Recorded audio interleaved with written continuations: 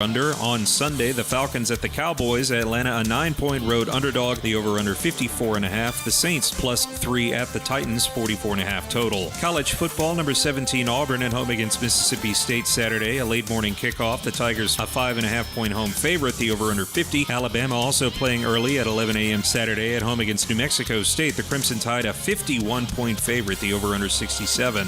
I'm Trey Westerberg, 97.7 ESPN The Zone. Log on today, 977ESPN.com.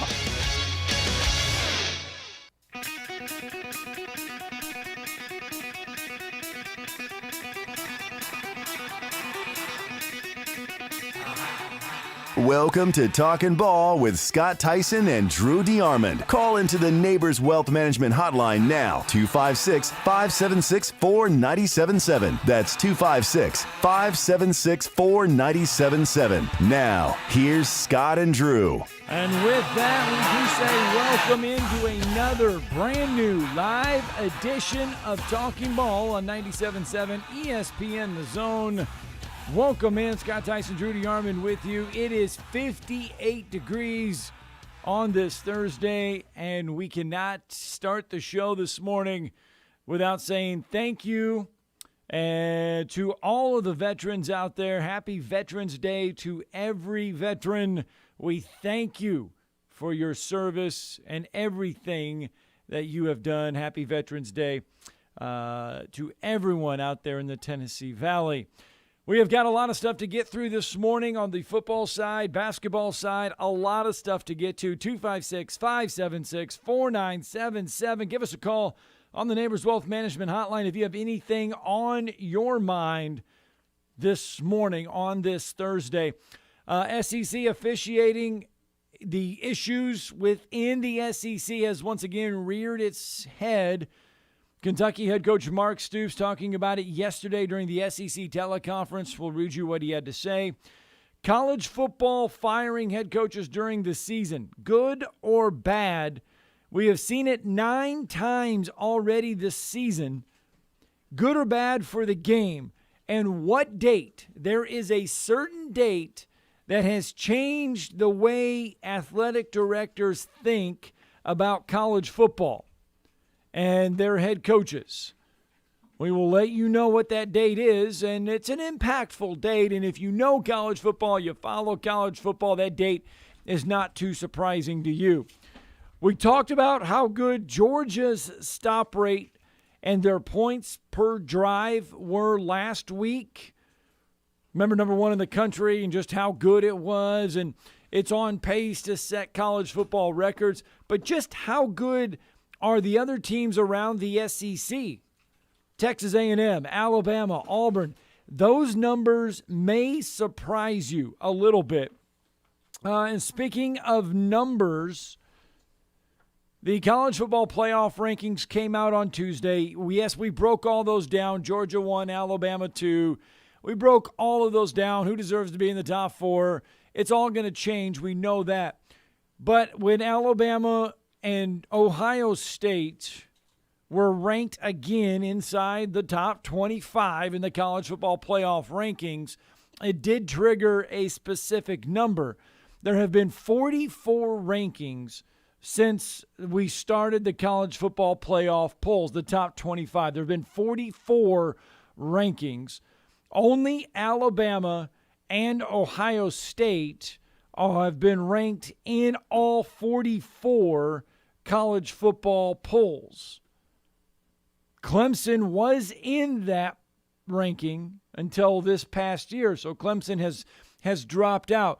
Oklahoma has been in 37 of the 44. Georgia and Notre Dame have been in 25 of the 44 rankings. Cincinnati, Iowa, Oklahoma State have been in 13 of the 44 rankings. BYU, Texas A&M have been in 7, NC State have been in 5, and Oregon has been in 3. So if you keep track of the college football playoff polls, some interesting numbers there. I mean, it doesn't mean like favorites, or it doesn't mean you're going to be ranked week after week. It does just speak of consistency within the top 25. And Drew, what stands out to me, and they're a hot topic, and they're going to be a hot topic, is Cincinnati has appeared in 13 of the 44 college football playoff rankings. Yeah, it's mainly the last couple of years. They've been a factor under Luke Fickell. They've right now they're solidly in the top 4. So I think it's still perilous for them because I think they're going to have to start being more impressive than they've been lately. And I know Jerome Ford, who arguably maybe one of their 2 best offensive players, got injured against Tulsa. So we'll see, where that goes for them. But certainly, they need to hope that these other teams in the Power 5 keep cannibalizing each other, and that should certainly happen. Michigan has to play Ohio State. Ohio State has to play Michigan State. So a lot of those Big Ten teams will be out of the way. So that's should be Cincinnati's strategy. It's almost Oklahoma's as well. If you stay undefeated and the other teams lose, if Alabama loses a second time, then you have a much stronger case as an unbeaten team against a 2-loss team. So that is probably going to have to be the mantra for Luke Fickell and Cincinnati. But certainly we'll see if that happens. But right now, Alabama, Georgia are the solid 1-2. And I think Georgia's easily the number 1 team in America right now. I don't know if you really have a number 2 squad.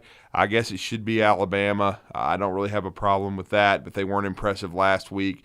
But that's what we heard Gary Barta and the committee. I know they're receiving heat for the Michigan State situation. Right. We heard that on Greeny here on 97.7 The Zone. Mike Greenberg was not happy with that. But, again, that'll work itself out. I would still have to have Michigan State ahead of them. But they're going basically, it's truly on a week-to-week basis about how they evaluate you. And they thought that Michigan's win over Indiana, was more impressive than a decisive loss by double figures to Purdue. And you have to ask yourself, as far as who should be ahead or who should be behind, Georgia obviously number 1, Alabama 2. You could say, okay, Alabama has not played their best football, or they didn't play their best football against LSU, a team that came in limping, a team that came in with so many injured and everything like that. They were huge, decisive underdogs. But you have to look at everybody behind Alabama in the rankings, and you have to say to yourself, okay, did this team play exceptionally well? And everybody behind Alabama, Ohio State struggled. You had Michigan State lose. So there wasn't teams. Cincinnati struggled. Yeah. So there weren't teams behind Alabama that set the world on fire, that you could sit there and say, okay, yeah, despite Alabama having 1 loss and not playing well, there wasn't teams behind anybody that you could sit there and say, this team here deserves to be ahead of anybody else. Well, I mean, Oklahoma, the reason they've stayed at 8 is they've been unimpressive, even though they've been winning all year. Their biggest win is Kansas State, period. And so they don't really have any great wins. The Texas win is down the toilet because Texas can't win any games. We talked about the situation with Bo Davis in Texas yesterday. Yeah. So that, right now, that's kind of Alabama's fortunate because it looks like college football is a little down. And so that performance against and let's understand something. LSU has been struggling, but they're still nearly a 500 team. This is not I said this repeatedly. They're not 1-8. They're not 2-7. So again, I think it just goes to show you in this particular year in college football, there may not be a great team. If there is, it's probably Georgia. But even then, when you look at Georgia, their offense is, I still think, somewhat pedestrian. But, we're going to see down the stretch. I mean, everybody has had some struggle wins except for Georgia.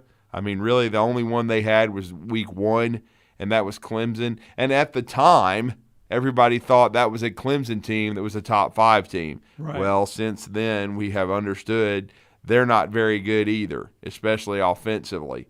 And so it's just an interesting year in college football. And the reason Cincinnati and even Oklahoma are still in this deal is because they're undefeated. And if they can continue to win, even if it's ugly, they've still got a shot because, again, there's so much more football to be played in the next 3 weeks. so many of these matchups where there'll be head-to-head situations. And, I mean, look, unless Cincinnati and Oklahoma are both winning every game by 1 point and gives the committee ammunition to try to say, oh, well, this undefeated team's unimpressive, we like this 2-loss team.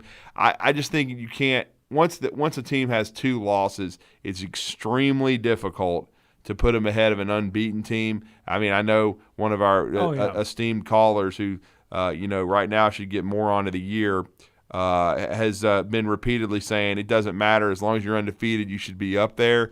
In the only situation where to me that has any merit is if there's a lot of 2-loss teams and you're unbeaten. Is that a lot of feeling though from the old BCS days where undefeated basically was what it took to get to number 1 or number 2? Well, I mean, somewhat. But, again, every year is different, and I think that's just what we got because I thought we had some great teams last year, even though, COVID kind of took some things away.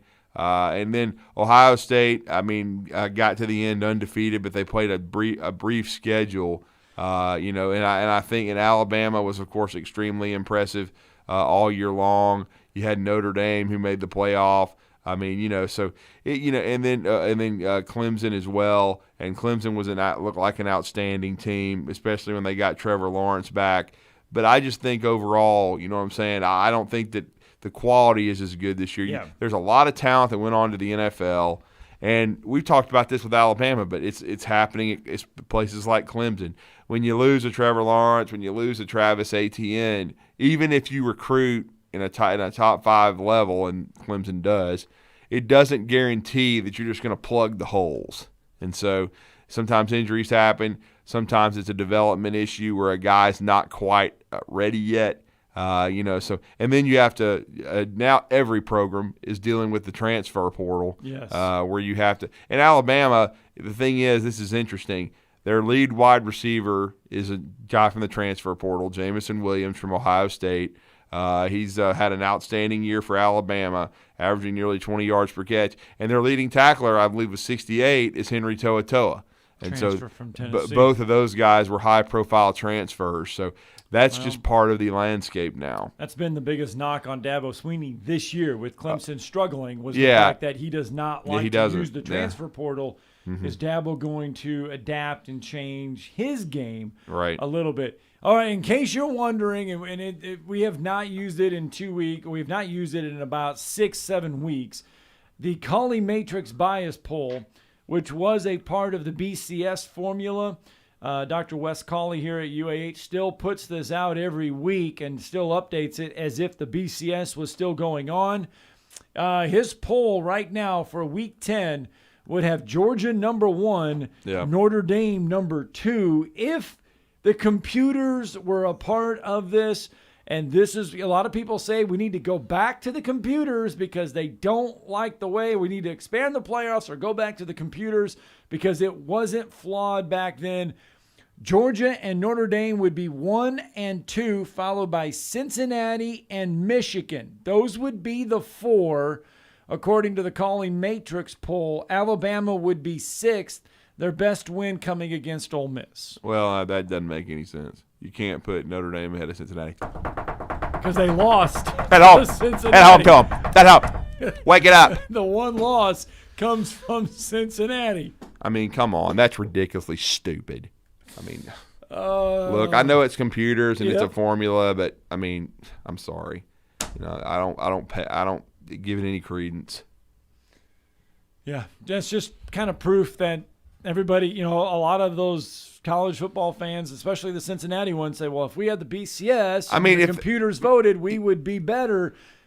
No, you wouldn't. You would still be on the outside. People would still be raising Cain if you used a poll like that. Yes. Because it doesn't really take into account head-to-head, which it needs to. I mean, come on, man. That is what my eye test says Notre Dame is not elite, so sorry.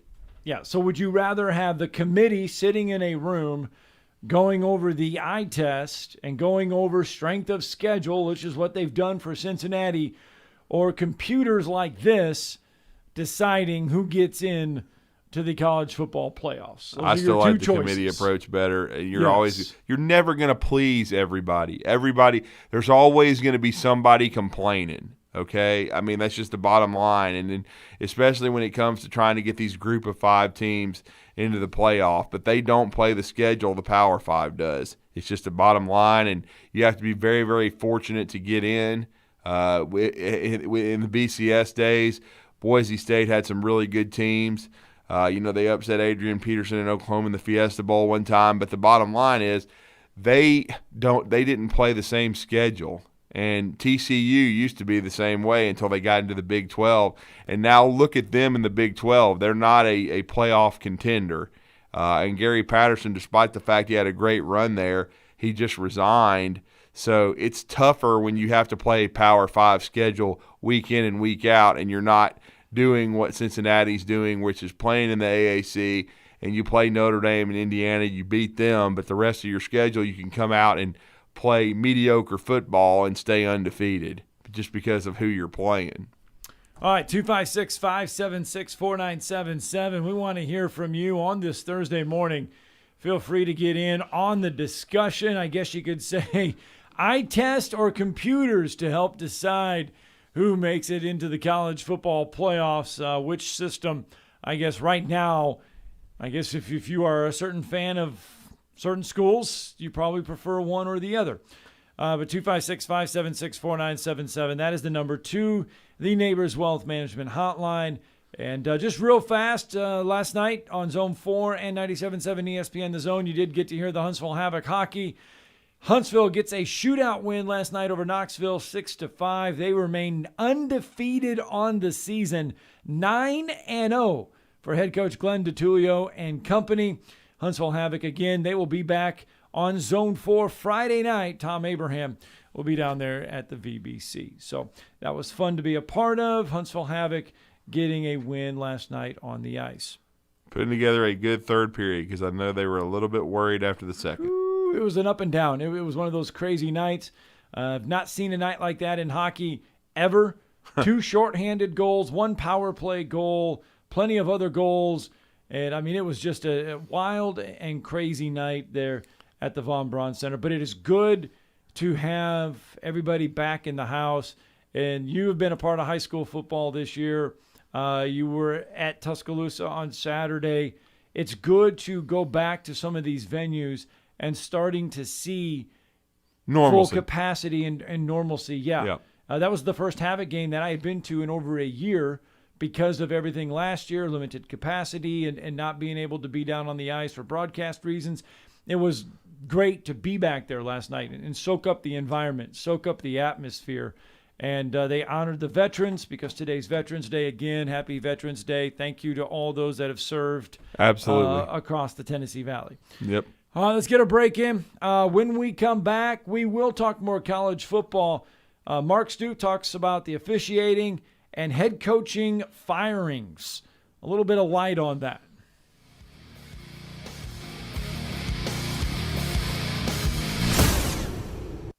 You're listening to Talkin Ball on 97.7 ESPN The Zone.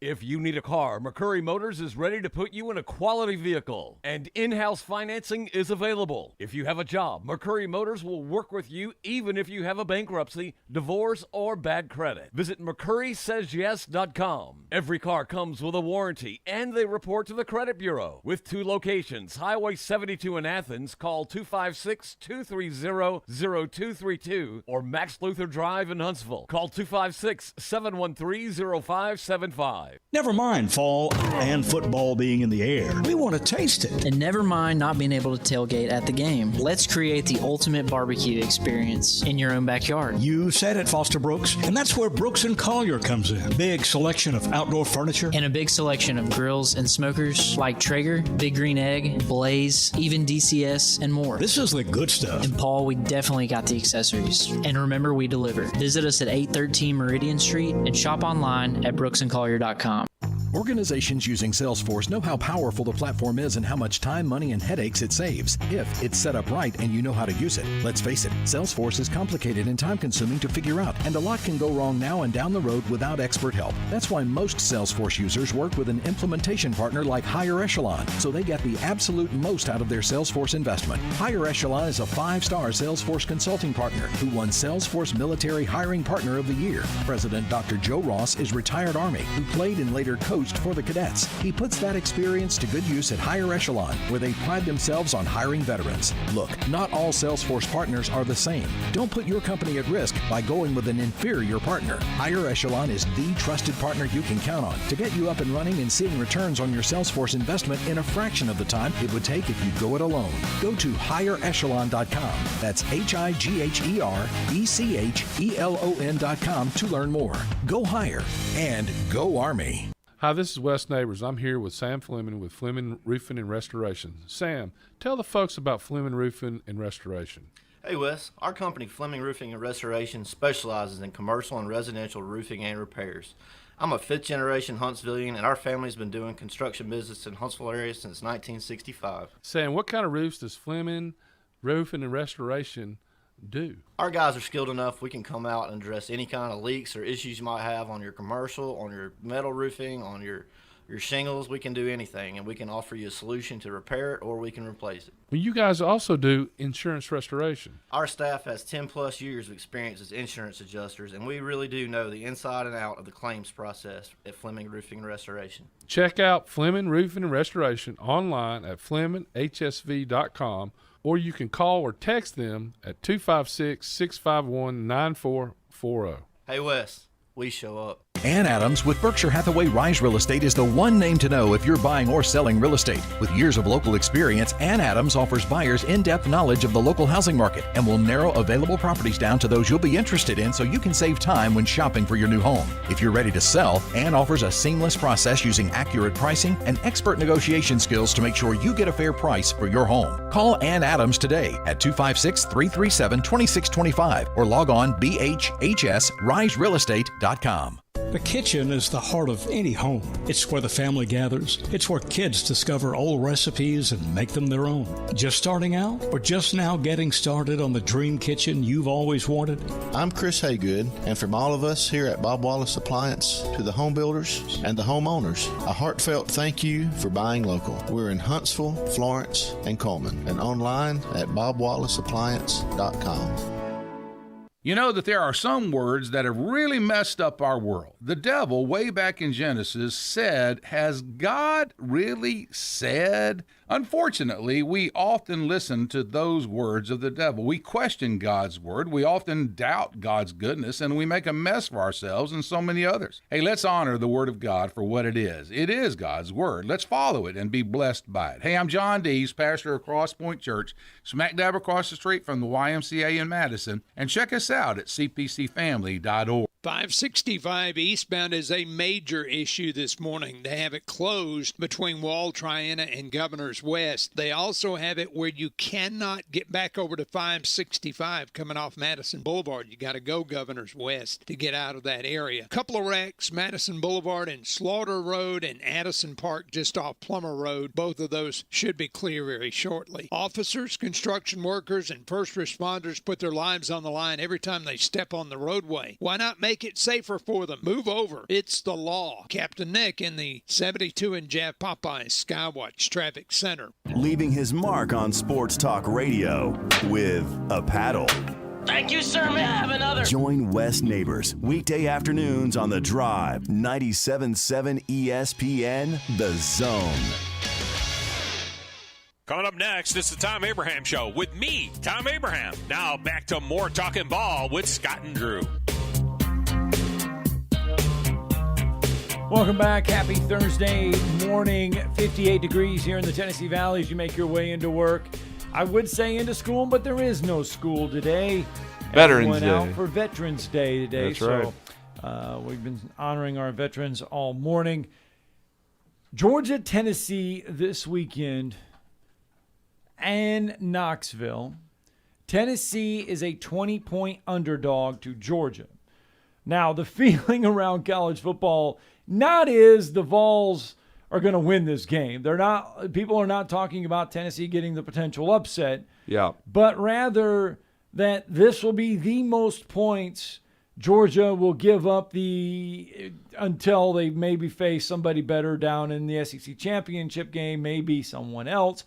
But this will be the most points that Georgia will give up all season in Knoxville in the regular on season. Saturday during the regular season, that this will be the most points that they give up. What chance do you give Josh Heupel's offense of putting up, say, 15 to 20 or maybe 30 points on this Georgia defense? Not 30, certainly not.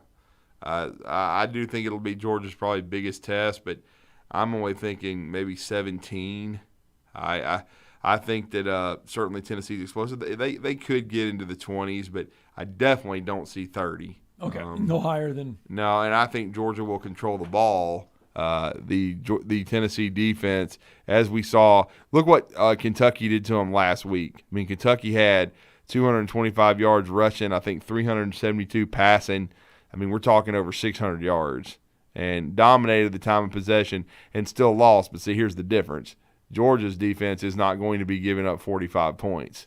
They're not going to give up the big points. I think 13 is the most points Georgia has given up this year, twice. South Carolina and Kentucky. I would say this is going to be kind of a 52-20 type game.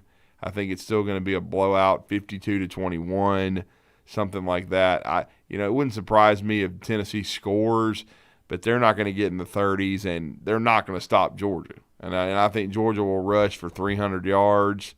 And I think that's probably Georgia's strategy, is to control the ball, run it, and, of course, they'll have Stetson Bennett to, do some play action and take a few shots down the field. But I just think overall it's still not a good matchup for Tennessee. And I know it's in Knoxville.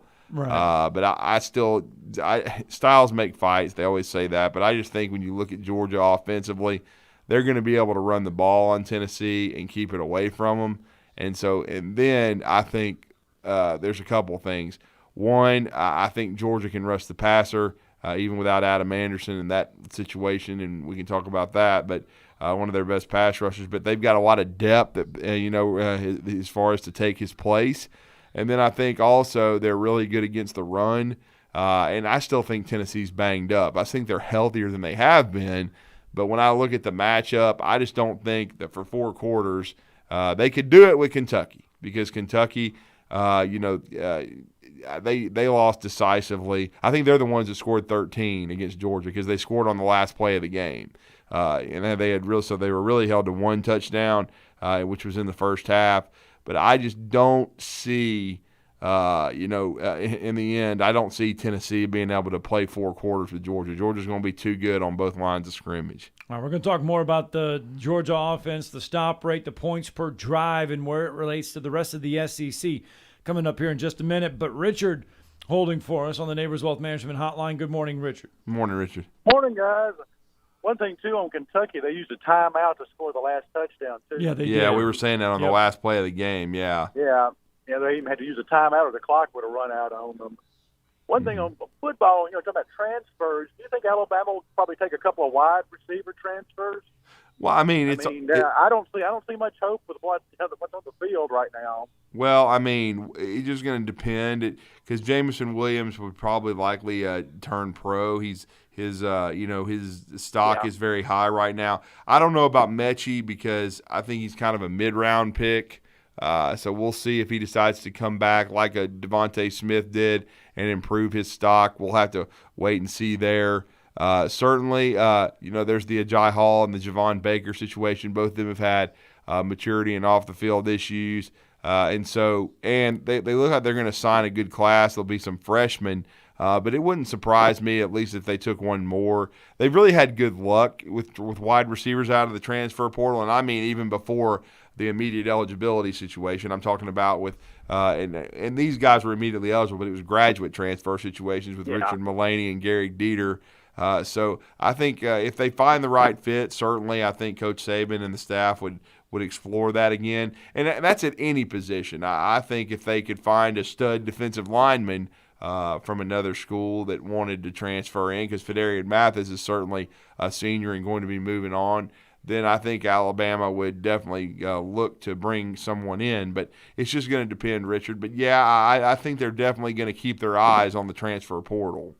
Yeah, I mean, because really the last couple of recruiting classes, I mean, JoJo Earl, has had, a few moments, but, I mean, really, it's been kind of, not much going on in the wideout category out there. I mean, like I said, since Mechie, you really hadn't had a productive, wideout that you signed. Yeah. I mean, well, since that 2017 class, but the thing is, those guys were so talented that, and then bringing in Waddle in the 18 group, I mean, they were going to dominate the playing time once they matured and, became starters. And that's just natural, their first-round draft choices. But certainly Slade Bolden's played and been solid, but he's not those guys.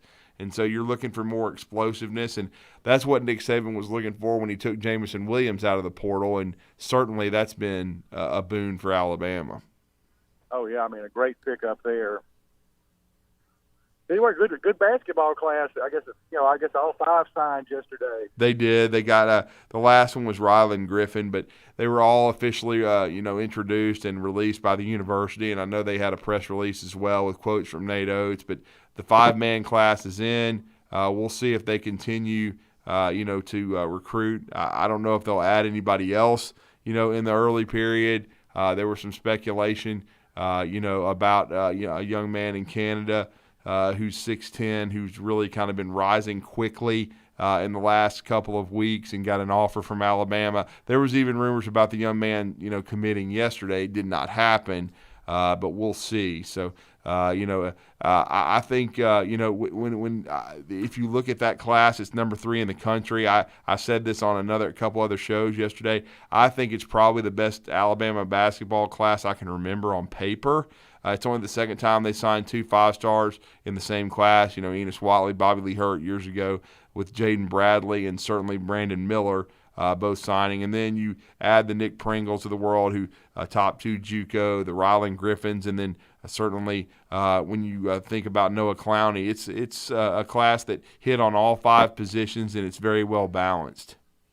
Yeah, like I said, too, with the talent you have in the transfer portal, by the end of the year, you almost don't want to jump too much, to get some experience, because these guys are all freshmen coming in, and like I said, usually lately, I guess you had 1,800 people or so in the transfer portal last year, so a lot of talent out there. You almost don't want to fill up your roster too much in the fall.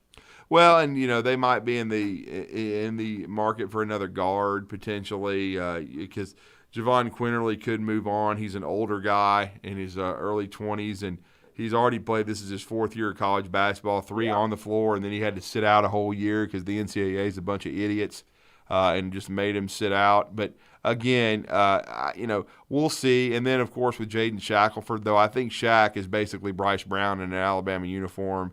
He needs to be a 4-year player. He's not going to be drafted, in my opinion. I think he's a really good player. But there's just, look at John Petty. John Petty was a really good player who never got drafted as well. So I think Shaq's probably in the same situation. So we'll see. He's a good fit for Nate Oates in that system. But, they're still recruiting Leonard Miller. We'll see what happens. That's the Canadian I was referring to. So certainly Nate Oates and staff are doing an outstanding job on the trail. Yeah, you can't beat those guys. You going to get down to see them on Friday, or? No, I mean I've got some high school basketball with Huntsville High, but certainly we're going to be there during the season at 97.7 The Zone. My resourceful producer Chad Guathny will be going down there some too, and I'll be going down, and so we're going to definitely keep our eyes on Alabama basketball. It's very exciting, and it was a great debut against a really good Louisiana Tech team. I know there was some nervous about that first game, but certainly Alabama didn't have first game jitters. It didn't look like. They played at a very high level and beat a team that probably is going to be a postseason team, whether if they could win the Conference USA and get in the tournament or be an NIT team, probably so. And Alabama, thrashes them by 29. So that was a really good first step there. South Dakota State won the conference, that Oral Roberts was in last year. I mean, all 9 starters are back, or 9 the 9 players, nine starters, are back. So, it'll be another tough one on Friday night. It certainly will, and hopefully another great crowd. It was a great first game crowd, the student section really honored Fluff and came out in full force with about 3,000 folks there. And it was as good, a lot of energy in the arena. It was nice to see. It was. We'll see you guys later then. Thank you, thanks, Richard. All right, 256-576-4977. That's the number to the Neighbors Wealth Management Hotline. And we were talking about Georgia and Tennessee. How many points would Tennessee probably end up scoring on Georgia? We talked about last week that Georgia is giving up defense of 0.49 points per drive against opponents this year. But we said that was very impressive, Drew. Texas A&M's defense is only at 1.09 as far as points per drive giving up this season, which we talked a lot about how Auburn struggled this past weekend. That's a big reason why they struggled, was because how good that Texas A&M defense has been. Texas A&M's stop rate is 80.5. That is the fourth best in college football right now. Alabama, by the way, is the 26th best. Their stop rate is 72.7%, and giving up just 1.56 points per drive this season is this Alabama defense. Yeah, their numbers are actually better than last year. I know there's been some people complaining about the defense, but every category is better. And then you look at this Alabama offense, it's certainly not last year's, but my goodness, you look at the numbers, Scott, and this is counting the LSU debacle, which is what it was. But to show you how people panic and basically throw the baby out with the bathwater a little bit here and just, want to blow things up and start over. You hear of, you get phone calls, texts, tweets, get rid of the offensive coordinator, change 4 starters on the offensive line. Change 4 starters on the offensive line in the 9th game. Yeah, that's gonna solve all the problems. But anyway, that's not what you do in the 9th game. Alabama's averaging 473 yards per game. Yes, I understand they had red zone issues against Texas A&M, but that defense you just talked about, at Texas A&M that has such a great stop rate, yes, Alabama played very well against. So they've shown they're capable. And that means if you're averaging 473 yards, look, I understand there's been protection issues at times, and they haven't handled the blitz that well, but it also means they've executed some also. Because if you average 473 yards per game, you have to be blocking somebody. And so Alabama's offense is right behind Ole Miss. Ole Miss is number 1, and Alabama has already trounced Ole Miss. Yes. So Alabama's offense is very capable. They do need to bounce back from a dreadful performance on Saturday, but I don't think it's time to get rid of said coaches or take the play calling duties away or I think you got to look at it, and I think a lot of fans need to look at last year and just bracket it, box it up, and put it aside and be like, look, that was a once in a lifetime. Well, yeah, I mean, you had first-rounders all over the place. You can't continue to judge what we saw last year. And I think that's a big part of the problem. And it is. And I think LSU went through the same thing with Joe Burrow the year after winning the national championship. And it went much worse for them. Yeah, it has gone much worse. Auburn, by the way, is a 70% stop rate on defense, 1.55 points per drive for Auburn's defense is what they give up this season. So while the offense, again, Auburn has faced some really good defenses, their defense is not too shabby down on the plains. Arkansas is a 68.8 stop rate. South Carolina is a 68.7. Florida, by the way, is a 68.6 stop rate. Well, and the thing is, we heard from Nick Saban yesterday, and this is going back to the offensive line situation with Alabama. It sounds like that there's a decent chance, I'm not guaranteeing anything here, but that Darian Dalcourt, the center, may not play in the game coming up because Nick Saban admitted that he hadn't done a whole lot, in practice so far, and that it may depend on what he can do today on Thursday. Well, and then he said there's still a competition ongoing, that Chris Owens has played there, but we all know how much he struggled Saturday. We could even see a guy like Seth McLaughlin play, who's from Buford, Georgia. He would be your third center. He has played some this year once they moved Chris Owens to right tackle. So it's going to be interesting to see how they handle that situation against New Mexico State. Because first of all, they need Dalcourt back for the last 2 SEC games because those are extremely important. And no disrespect to New Mexico State, but Seth McLaughlin can start against New Mexico State for Alabama, and Alabama can win. They need to have their offensive line intact in the direction they want to go by the time they get to Arkansas and Tuscaloosa. They'll be, by the way, 2:30 on CBS is when that game will be played. All right, let's get a break in. When we come back, we'll talk more college football and slip in some round ball as well.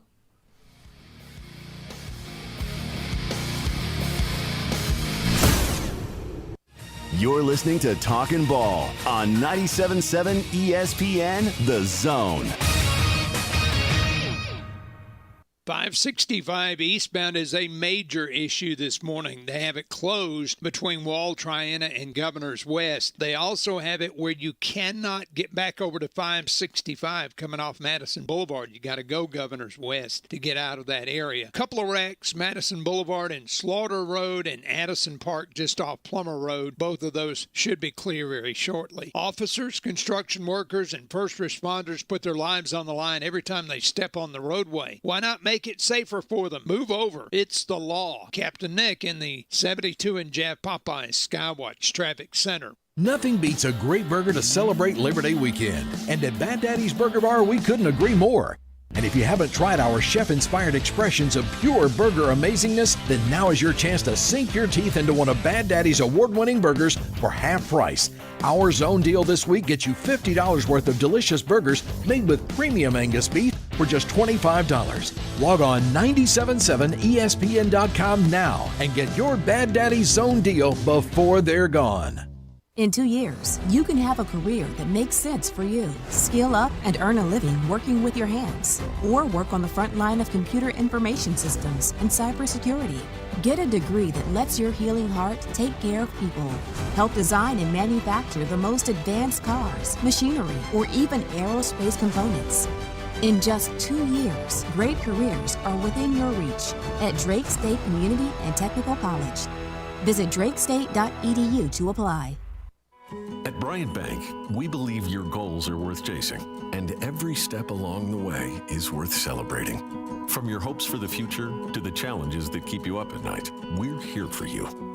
Bryant Bankers put care into action to help you live legendary by stepping up when you need us most and doing what's right, even when no one is watching. Come experience a local bank whose people greet you by name and treat you like family.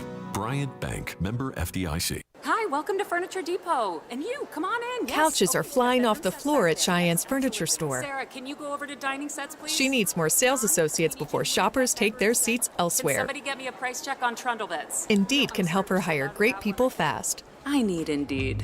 Indeed you do. Instant Match instantly connects you with quality candidates whose resumes on Indeed match your sponsored job description. Visit Indeed.com/credit and get $75 towards your first sponsored job. Terms and conditions apply. Orange is the color power of construction, the color of Kubota and Huntsville Tractor and Equipment. Those who need to get things done trust Kubota's mini excavators, compact track loaders, and the best keeps getting better with the all-new mini compact loader from one of the top dealers in the country. More than 50 years of family service, every part in the book, and folks who know what to do with them. You'll be seeing orange with Huntsville Tractor and Equipment. Come on, let's go to work. It's not just Santa who's coming to town, it's also your in-laws and their cousins. So time for some gifts from the Home Depot. From doorbell cameras to intelligent thermostats, you'll look smart and save big on the latest smart home gifts. Does your father-in-law like to fix things around the house? Put him to work with a DeWalt 20-volt 2-battery starter kit. Buy one, get one free. That should keep him busy. No matter who comes to town this year, make the holidays yours with savings on tools and gifts store-wide from the Home Depot. How doers get more done. Hey, this is Justin with the Furniture Factory Bar and Grill. We'd like to invite you to North Alabama's premier patio bar and grill, where at the factory, we have something going on each and every night. Monday night, steak night. Tuesday night, karaoke. Wednesday night, the Jeep community comes out for Jeep Jam. Thursday, it's Bike Night, the biggest in the Valley. Friday and Saturday, live concerts on our 4,000-square-foot patio, along with drink specials and a beautiful staff. What are you waiting on? We will see you at the Furniture Factory Bar and Grill. This segment of Talkin Ball is brought to you by University Kia, the #1 volume Kia dealer in the state of Alabama. Located online at universitykia.com.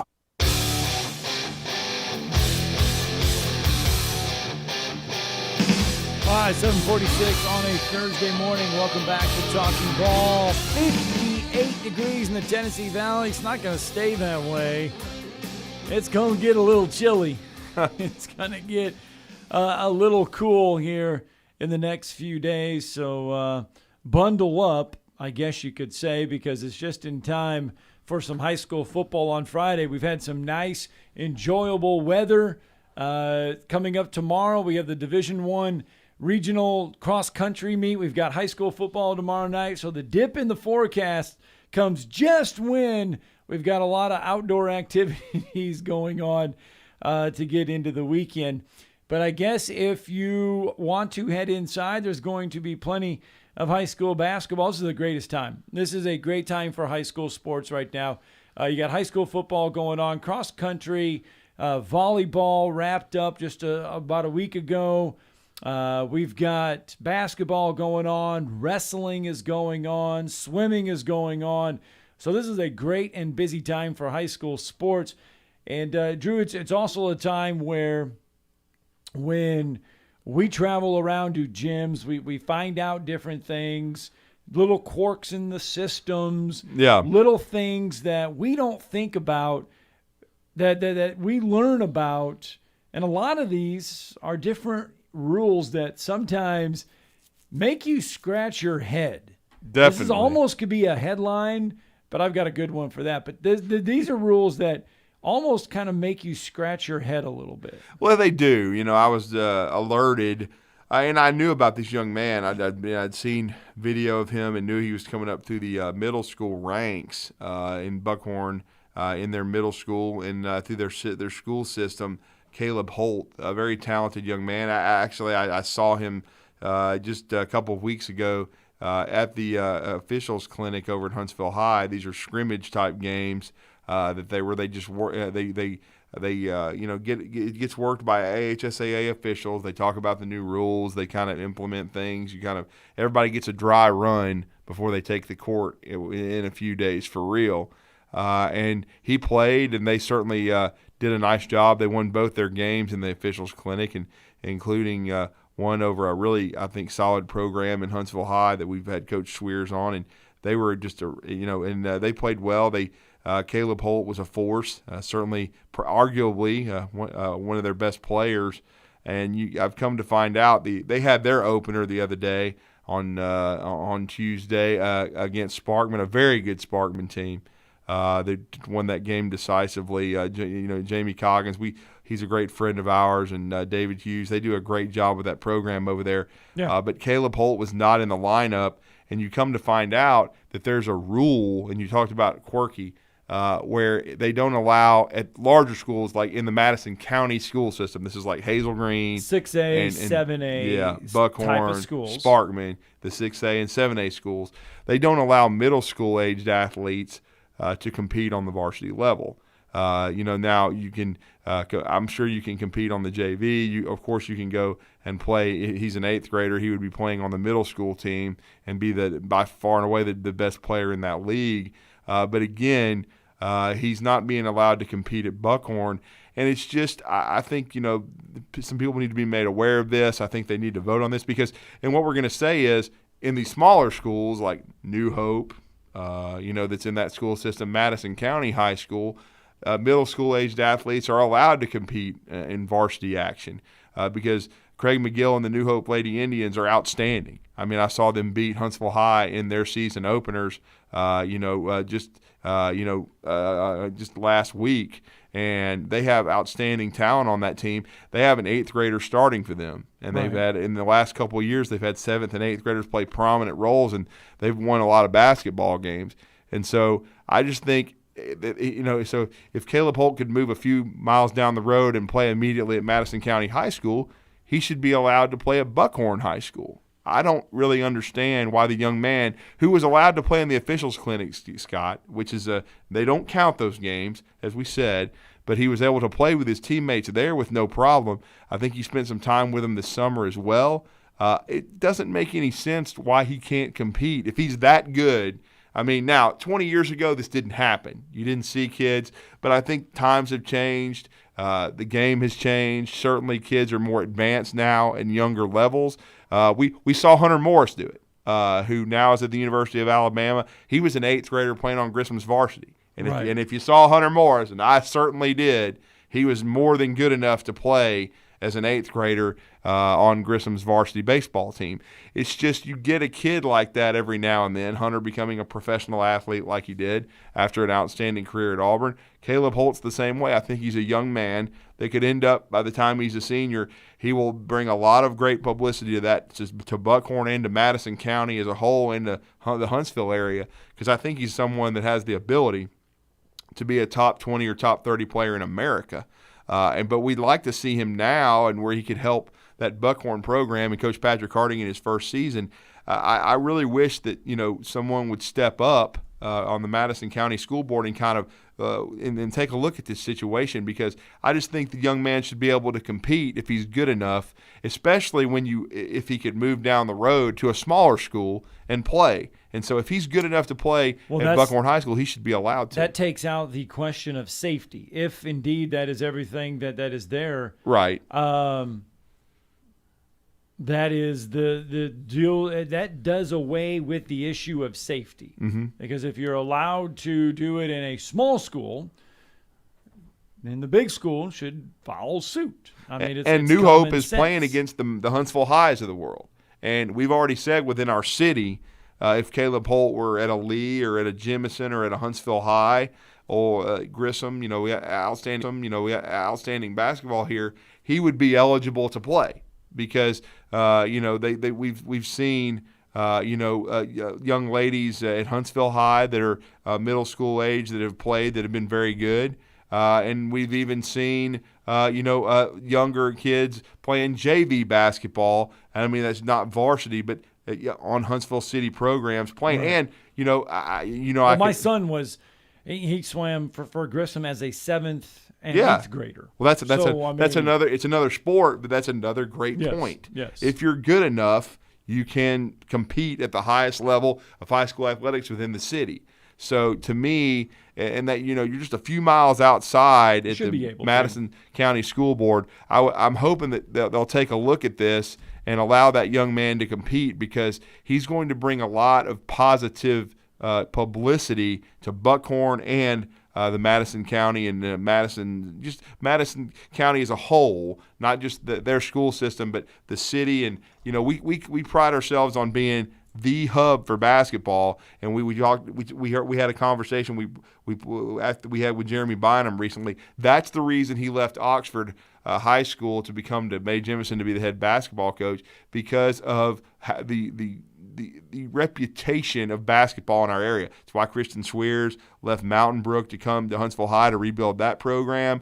It's why Coach Jack Doss has stayed here so many years and coached in this area. Greg because Brown has been here for so many years. This is 21st year for him, because of the talent and basketball and what it's meant to the area. And so to me, or if Caleb Holt had transferred to the private school sector, he would have had to sit out, but he would be eligible. If he had say he had transferred to a Westminster or a Madison Academy last year and sat out. He wouldn't have had to have set out because he came from a county school. So I'm just saying, depending on where he lived, depending on the situation. But he would be, and what my point is, he would be eligible in middle school to play for Madison Academy. Josh Langford did. He was an 8th grader playing for Madison Academy. So pretty much everywhere else but Buckhorn and Hazel Green around our area and Sparkman, middle school young men and young ladies can compete. They just can't do it at those schools, and that's unfortunate. I hope they take a look at that rule, because I think it needs to be changed,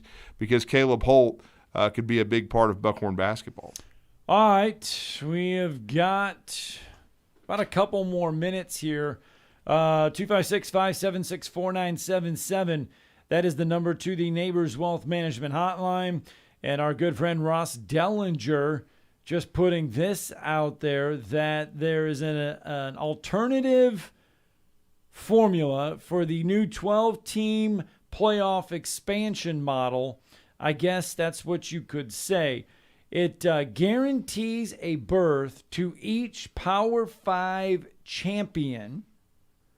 The model is almost identical to the one the subcommittee introduced over the summer, aside from one change. The alternate model grants automatic bids to the Power 5 champion plus the highest ranked Group of 5 champion. So that is the new model that they want for the 12-team playoff. So they're wanting, at least one or Group of 5, Yes. school in it to lose 66-0.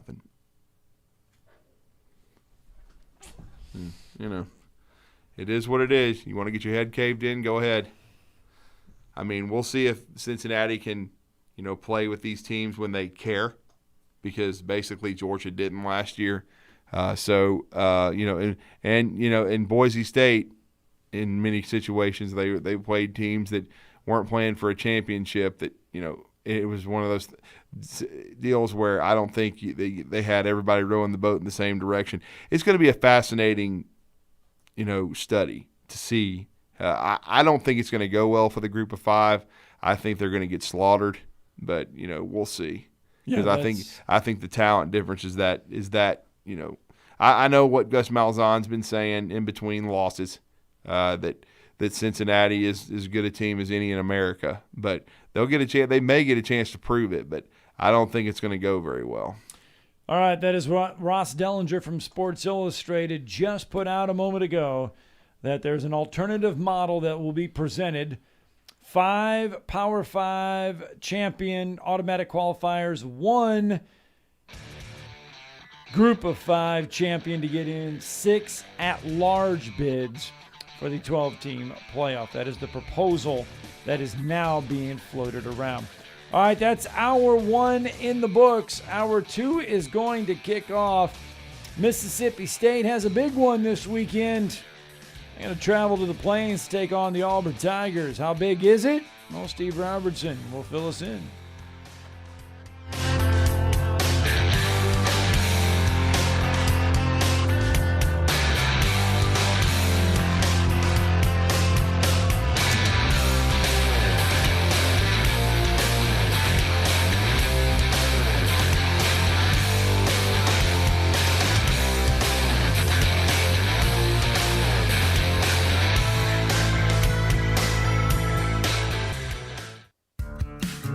Have you ever found these? And you can now factory order your new Ford today, and you'll get your new car or truck exactly the way you want it. And there's no extra cost to custom order. Plus, you get $1,000 off MSRP on top of any additional factory rebates. This applies to 2021 F-150, Explorer, Ranger, and Expedition. It's a win-win with a custom order at Woody Anderson Ford. You get the colors, the features, and the options that fit your life. Plus, you get notified when it's built, shipped, and ready to deliver. Listen, buying a new car or truck is likely the second largest investment you'll ever make. So why settle? Get exactly what you want with a custom factory order today. And get $1,000 off MSRP. See how at WoodyAndersonFord.com or at the corner of Jordan Lane and Sparkman Drive. Hope to see you soon. WZZN, Union Grove, Huntsville, Alabama. 97.7 ESPN, The Zone. Well, our big problem this morning is 565 eastbound. They have the main lanes of the interstate closed between Wall, Triana, and Governor's West. They're doing some sort of sign repair in there. It sounds like also they're not allowing traffic to come from Madison Boulevard back onto 565 at Governor's West. So that whole area is very backed up this morning. You be careful. Watch out as you come through there. 72 looks like a much better alternative. 2030 Fast Track can make your clothes fall off. Allison lost 100 pounds in 7 months on the plan. A free quiz will tell you if the program can work for you. 2030huntsville.com. Captain Nick in the Jordan Lane Popeyes Skywatch Traffic Center. From the Fox 54 Weather Center, I'm Chief Meteorologist Jordan Dressman. Kind of a crummy day across North Alabama, southern Middle Tennessee. Scattered showers and thunderstorms are going to be commonplace across the Tennessee Valley until the early and middle part of the evening. At that point, a lot of that activity will come to an end as a cold front sweeps through the Tennessee Valley. Behind that cold front is going to be a drier and cooler air mass. Plenty of sunshine for your Friday. Temperatures only climbing into the upper 50s and lower 60s, dropping into the mid-30s as we head into the overnight. I'm Chief Meteorologist Jordan Dressman on your home for ESPN Radio, 97.7 ESPN The Zone. This is Brent Musburger's VSiN Action Update on 97.7 ESPN The Zone. Simple Green is perfect for making your auto, RV, cycling, boating, and other sporting equipment look like new. Visit them at simplegreen.com. College football, number 17 Auburn at home against Mississippi State Saturday. A late morning kickoff. The Tigers a 5.5-point home favorite. The over under 50. Alabama also playing early at 11 a.m. Saturday at home against New Mexico State. The Crimson Tide a 51-point favorite. The over under 67. Thursday night football. Ravens at the Dolphins tonight. Baltimore the road favorites by 7.5 points. They are 3-5 against the spread. 46.5 the over under. On Sunday the Falcons at the Cowboys. Atlanta a 9-point road underdog. The over under 54.5. The Saints +3 at the Titans, 44.5 total. I'm Trey Westerberg, 97.7 ESPN The Zone. Log on today, 977ESPN.com.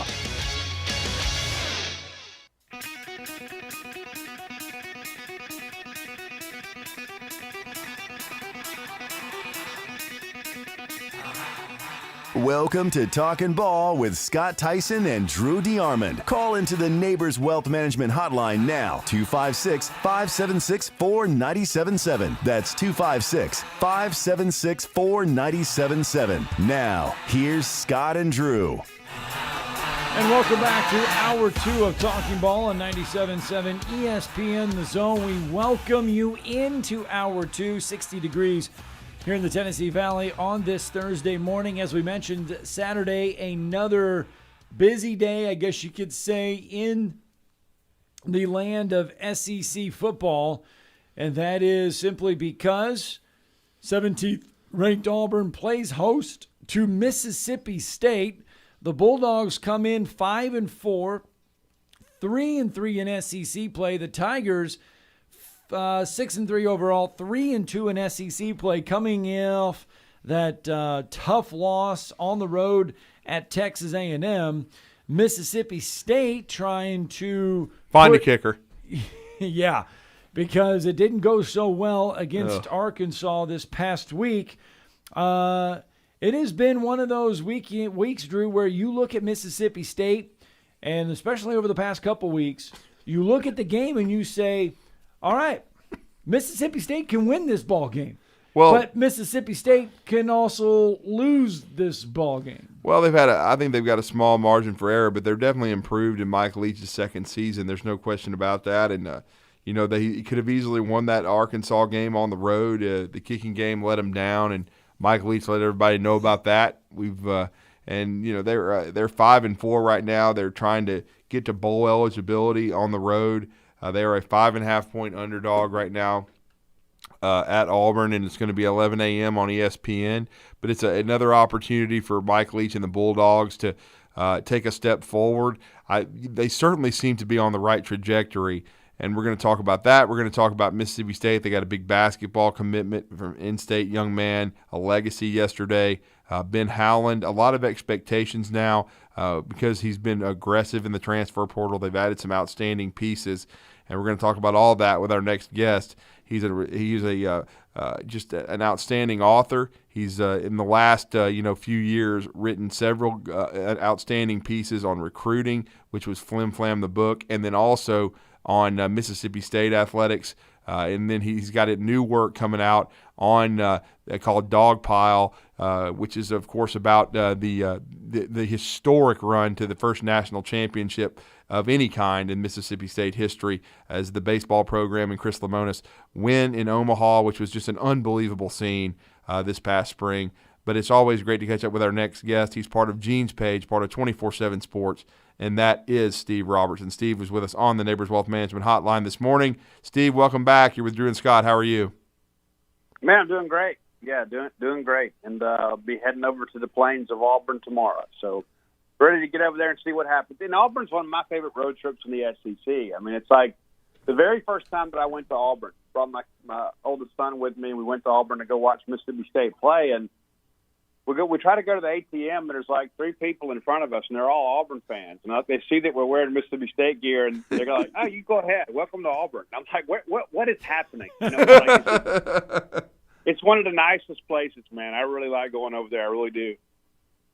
Yeah, and before we break into the football discussion, I did want you to talk about your latest work, and we have ties to the Huntsville area with that baseball program, and Christian McLeod, has done an outstanding job. Drew Talley was a part of that pitching staff as well from Huntsville. What's it been like putting that work together? I know you had a poetry book come out. You put your heart and soul into everything you write, but this one had to mean even more, I would think, writing this piece.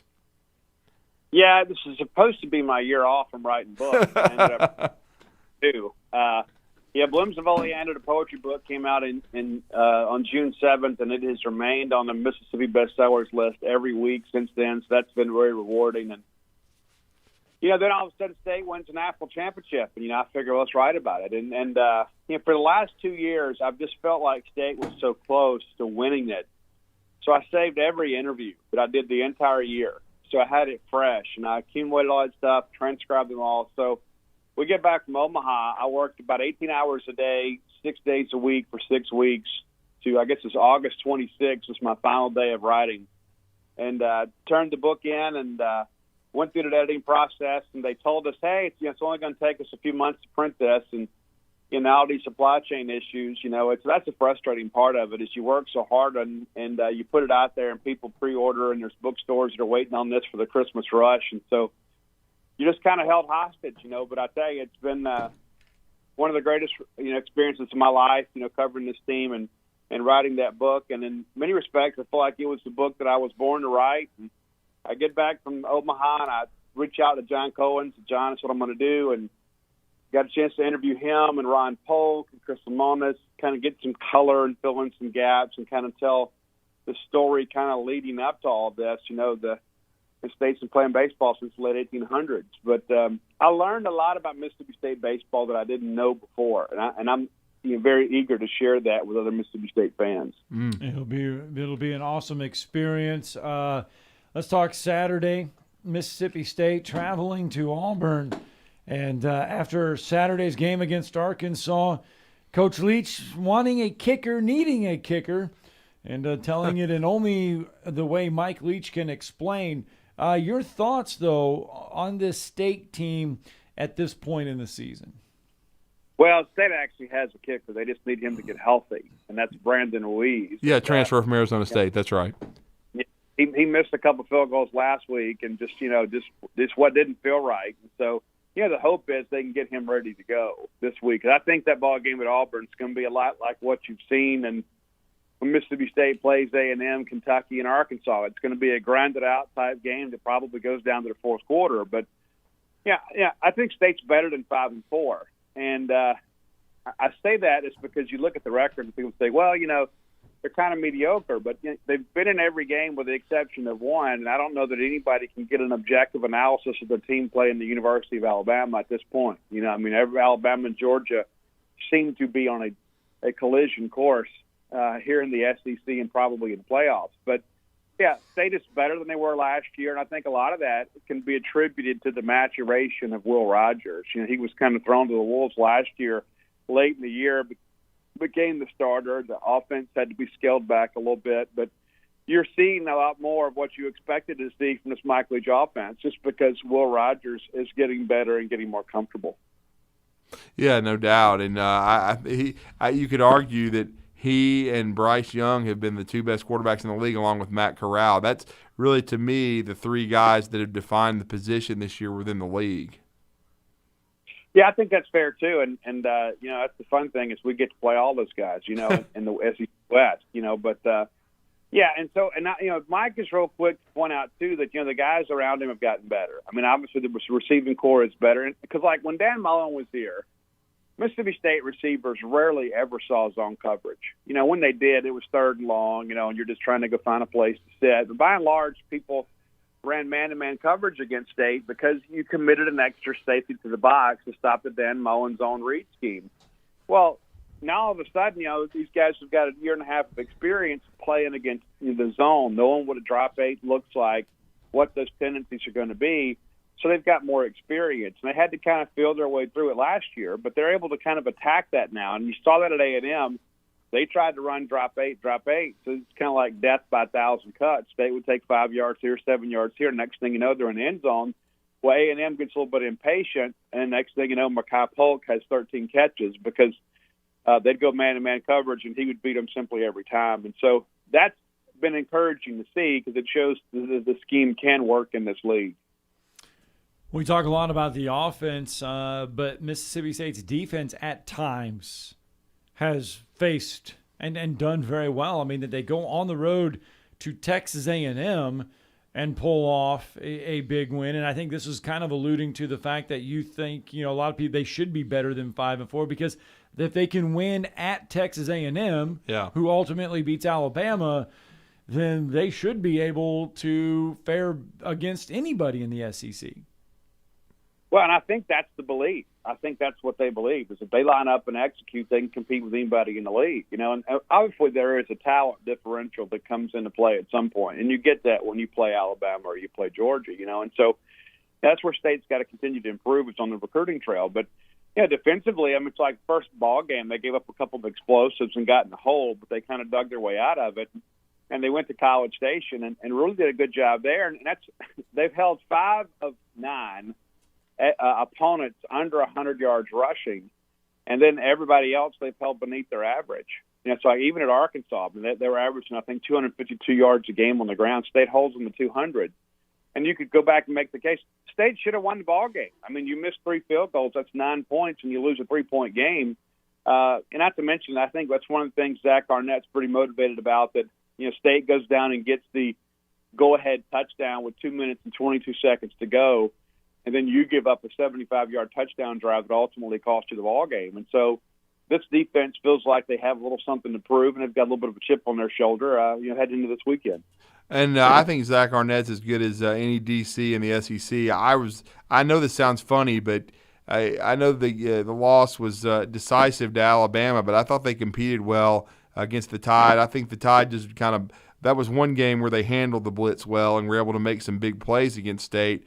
But I think that the Bulldogs are very sound defensively.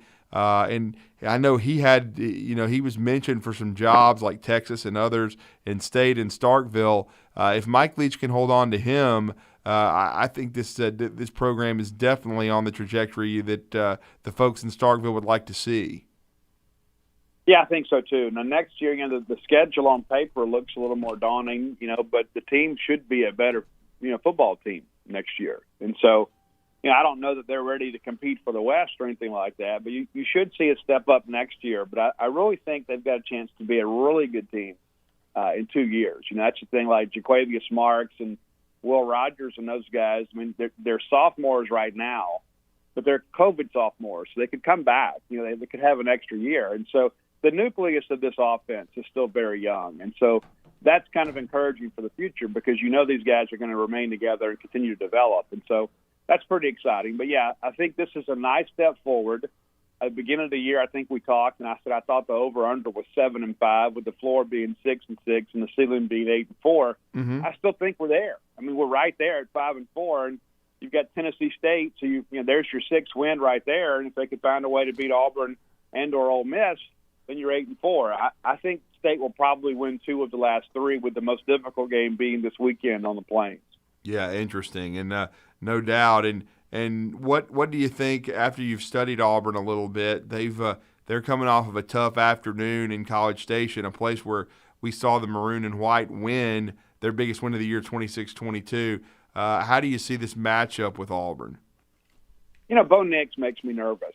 And I know there's some Auburn fans that will say the same thing, but I think it makes me nervous for different reasons. And you just can't get that guy on the ground. And that's the thing with him is you better take good pursuit angles, and once you get him down, you get a beat on him, you got to get him on the ground. If not, he's so athletic and so mobile that he'll get outside and allow the receivers to work back to him. So it puts your linebackers and safeties in conflict because he is such a great athlete. And so, you look last weekend, he didn't have a good weekend against A&M, and I'm sure State will try to mimic some of that. But at the same time, too, Zach Arnett's going to be true to himself. He's going to bring pressure, and that's going to make the numbers a little more advantageous for Auburn on the back end.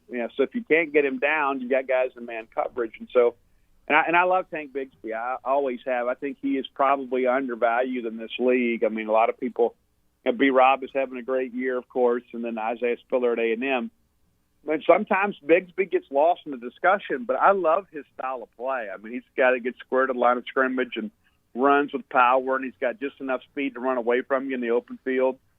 So it makes an interesting combination. I know that Auburn wide receiver group is still kind of in transition and developing, but by and large, I think Brian Harsin wants to come out and establish the run and then kind of play action off of that. And so State's a team that's been pretty good against the run, so we'll see. It's kind of a strength versus strength deal. Mm-hmm. And then, Steve, we know the Mississippi State basketball team got off to a nice start against the UNA Lions yesterday. Ben Howland, they've been aggressive in the transfer portal. They've added a couple of huge pieces in Garrison Brooks and certainly DJ Jeffries. What's the expectation for their group this year? I would think it'd be NCAA tournament. Yeah, I don't think there's any question, and I think it's probably in Ben Howland's best interest they make the tournament. It's been a few years, and we've only been once and didn't win a game. Got upset by the Liberty Flames of all people, but yeah, State got to a good start last night, and that's without two starters. I mean, Tolu Smith is still out, and Rocket Watts, a transfer from Michigan State, another transfer, is still out. But the hope is that he's going to be able to start playing midweek next week. And so that's really what they have to do now at this point is get a very talented group together and develop some cohesion. That's going to be the challenge in a non-conference, and they do have some non-conference games that are going to be a little bit challenging. And so I think they'll be prepared for SEC play. I do think they're a team that finishes in the top half of the league and a good chance of making the NCAA tournament. They certainly have the talent to do it, and if they don't make it, it won't be a lack of talent. Wow. And, yeah, I do agree. I think they have a chance to be an upper division team as far as upper half of the SEC in a very good league under Ben Howland. I know they got a big basketball commitment and signee yesterday from the state of Mississippi, a legacy. How did signing day overall go, the early period so far in basketball in your mind? And then, of course, baseball. We know what Chris Lemonis has done. Certainly, I know it was a lot of excitement about the next wave of Bulldogs coming into Starkville. Yeah, you're talking about Kamani Hamilton. That's the son of Tang that had a great career here at Mississippi State. Certainly did, yes. Still a fan favorite. His final two were State and Alabama. And, it's always good to keep those kids at home. And Ben Howland's done a great job of that. I think this is the 6th or 7th MSU basketball legacy that has signed in his tenure at Mississippi State. So, he's kind of keeping those kids at home and kind of getting them to come back. We saw that, with Reggie Perry and Robert Woodard. And so that's been big. And, it's a good class.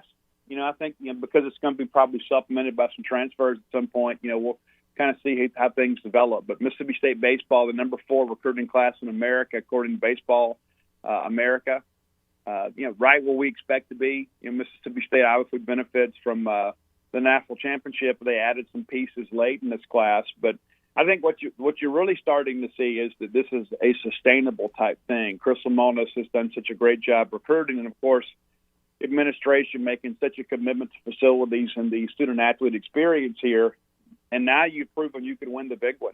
And believe it or not, as great as things have been with state baseball over the years, there are a lot of people that use that on the recruiting trail. Say, hey, Mississippi State's great. You're going to play in front of a lot of people, and if I didn't get to go to Omaha, but they just can't win the big one. Well, now you have, and so now it's like you can have a great experience and win a championship here at Mississippi State. So I think you'll continue to see State recruit at a very high level of baseball. Mm-hmm. And my final question for you, because it involves a young man from our community. I know they've had fall baseball at Mississippi State. They certainly played against Alabama in a scrimmage.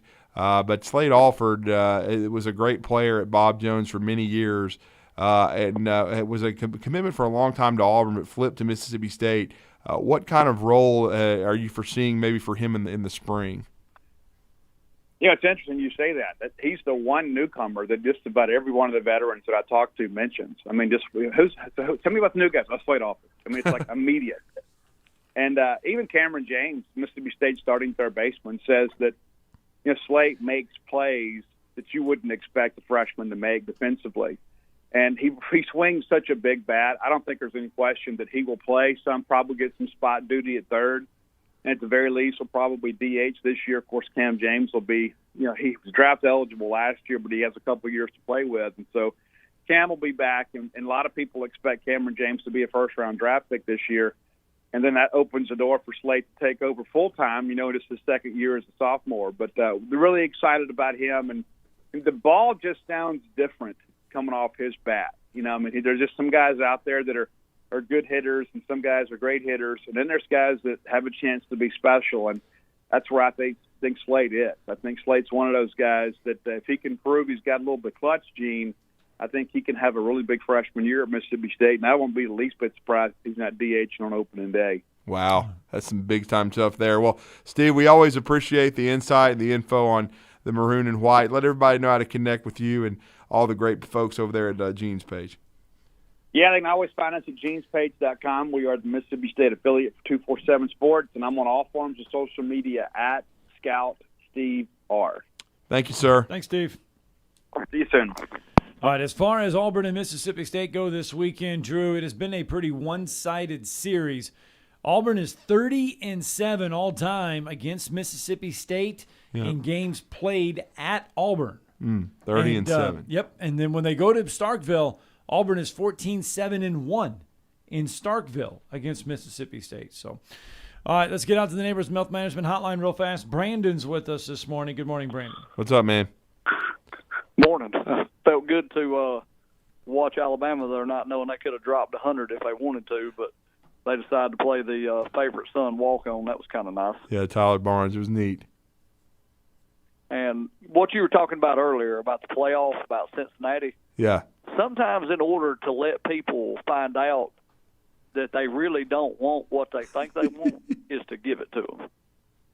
And I think that this year is the year that they need to put Cincinnati in, give Georgia a bye in the first round, let them be number 4, and then when they've got 8 yards of total offense and haven't made it past the 40-yard line all night, and they get the absolute hell kicked out of them, and the ratings in the second half are so bad that if it were a normal game in the NFL, they would go on to another game, then everybody can look around and say, this is what you wanted? It's got to happen. Let them get their head beat in so they know their place and they realize that, yeah, it's nice that you can win games, but you cannot run week in and week out with these big boys, and especially against a championship-driven, motivated Power 5 team with 5 stars from one end to the other. You're not going to be able to compete with that. And I'm just hoping and praying that this year, with the mediocrity of teams, that it happens. But so that we can put it to bed once and for all. You bring up mediocrity, and then that's a good point, but why are we so certain that Tennessee can't hang with some of these schools? Why are we so certain that Tennessee can't get, or not Cincinnati, my bad. Why are we so certain that Cincinnati cannot give one of the top 4 teams a run for their money in the playoffs? I'm just asking. I'm asking anyone. Why are we so certain that Cincinnati can't do this? Well, I feel like at the beginning of the season when they were fresh and they had no issues, that Arkansas showed how good they were. But as that season has wore on and they have had to take the hammer to the rock week after week after week, they have worn down. They're still a good football team, but I really don't think that Cincinnati physically can compete with the top teams because of the depth. Georgia is going to come at you with 50-something guys rotating them in and out. Do you have the depth to fight that play in and play out through the game, especially after you played an SEC schedule where you have been beat all to hell from start to finish? I don't think they can. I think if they play in this conference that they lose 4 games easily. And I want to see it just one time. I want to see Cincinnati get in the playoff and play. And then when we're talking about it on Monday about how bad I think it is, I mean, I think that would settle the argument once and for all. And then we can really take a look at playoff expansion. Now, if Cincinnati goes out there and gets beat by 3 and Georgia beats them 31-28, I'll donate my paycheck for a whole week to the homeless shelter. I mean, I'm just saying, I know Auburn didn't care. I know Auburn did not care in that Peach Bowl at all against UCF. And everybody we talked about Georgia, too, last year against Cincinnati. In Cincinnati, yeah. Yeah. I'm just saying, Cincinnati, at least, I know that they don't deserve to be in the top 4 right now. But they did go on the road and compete against Notre Dame, albeit Notre Dame may not be as great as we may want them to be, but they are inside the top 10, and they did beat Notre Dame. So is it completely out of the question that Cincinnati can't compete against the top 4 teams? Not completely out of the question, but it's just I think it's what Brandon's saying. It's a long shot. Well, I feel like they could compete against 25 through 12, maybe. Yeah. Week in and week out. But when you put them on that stage with Georgia, the way currently constituted, would you bet your paycheck that Cincinnati could stay within 7 of Georgia in a national championship game as currently constituted? I don't believe there's many people out there, when you put it like that have that kind of confidence. Well, we're going to find out soon enough because they're going to be in the Big 12 in a couple of years, and then they're going to be with the big boys. All right, Brandon, we got to go. Thank you, man. Get to break. Appreciate it. All right, Jason Caldwell with us on the flip side of the break. We're going to talk some Auburn football as the Tigers get ready for Mississippi State and maybe some hoops. You're listening to Talkin Ball on 97.7 ESPN, The Zone.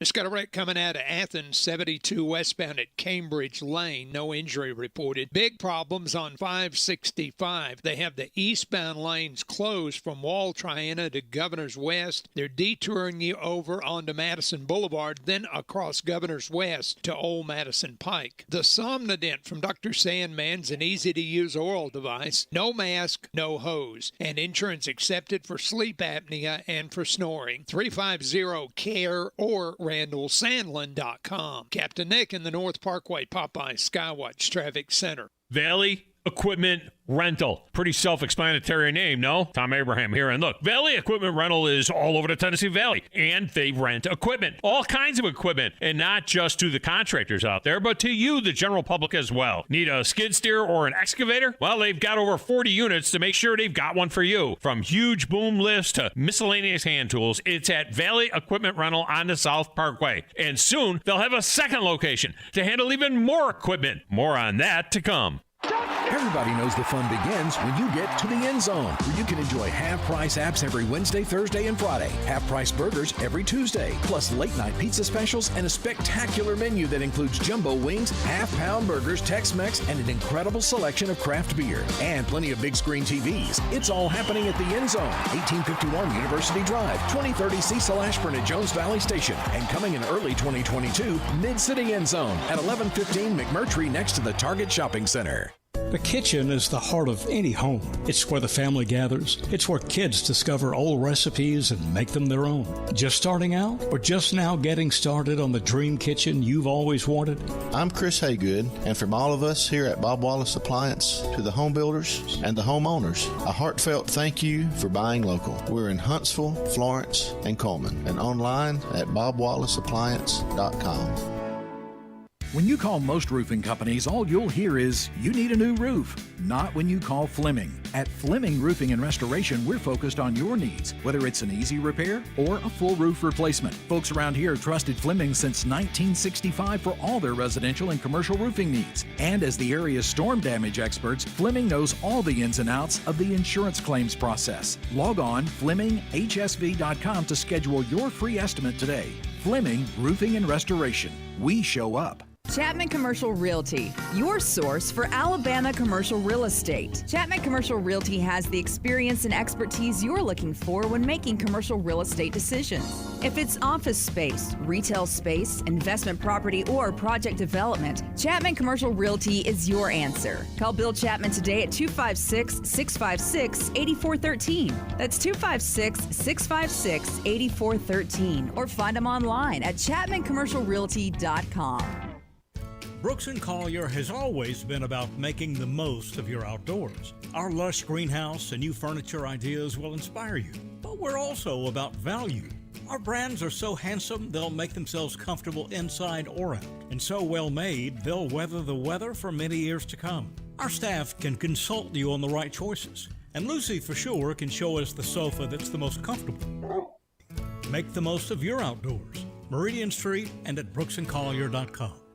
And now, a man who knows what you ate for breakfast. Time now for the biggest thinker of them all. He knows it all. He is Drew DeArmond. Listen to Drew and Scott Tyson weekday mornings. It's Talkin Ball on 97.7 ESPN, The Zone. This is Chuck Oliver. Listen to me coming up at noon today. Now, back to Talkin Ball with Scott Tyson and Drew DeArmond on 97.7 ESPN, The Zone. And indeed, welcome back to Talkin Ball on 97.7 ESPN, The Zone. Coming up on Saturday, Auburn, 16th ranked Auburn does host Mississippi State. Military Appreciation Day down there on the Plains. Head coach Brian Harsin and company coming off that tough loss to Texas A&M over the weekend, and we went over some of those defensive numbers for Texas A&M, and that's a good reason as to why this Auburn offense, which seemed to be finding its groove, ran into a little bit of a buzzsaw simply because, yes, they didn't perform very well. Yes, they didn't, as a group offensively, have their best day, but Texas A&M had a lot to do with that. Oh, they did. They have an outstanding defense, probably behind Georgia. I would say number 2 in the SEC.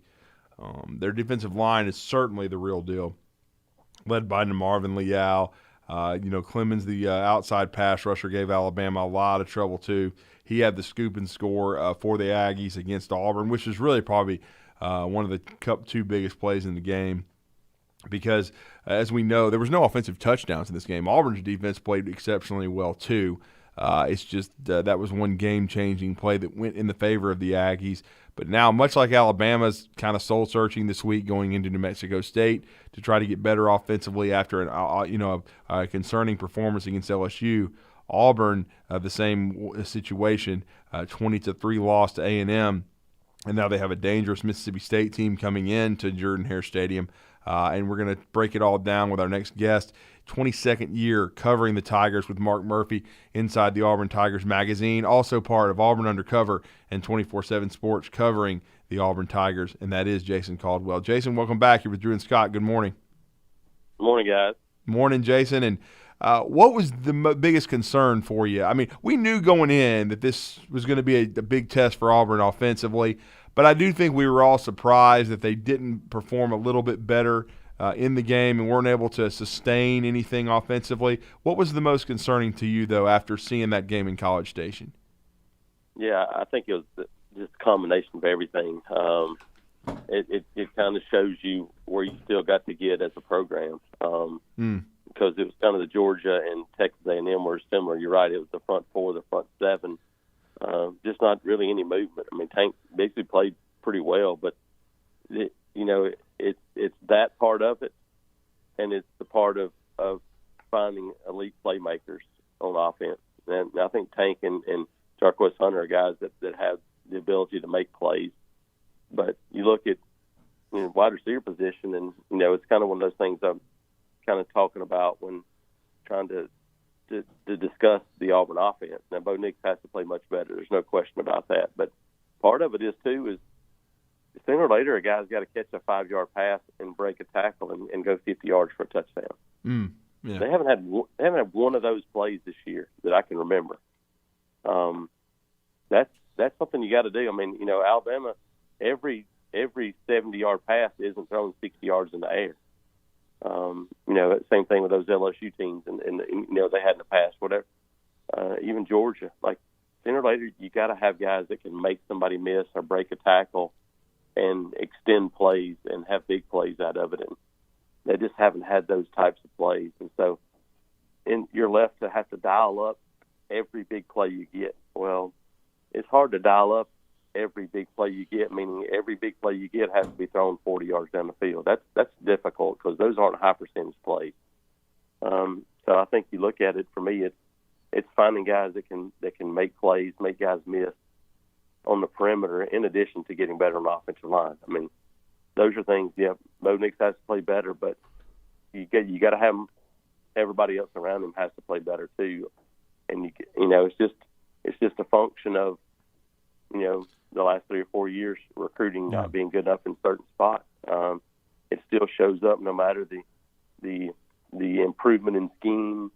I think still continued improvement in what Bo's doing. But sooner or later, you are what you are, and it catches up to you when you have third and medium, third and long situations all day, and that's kind of what Auburn was up against the wall against Texas A&M once again.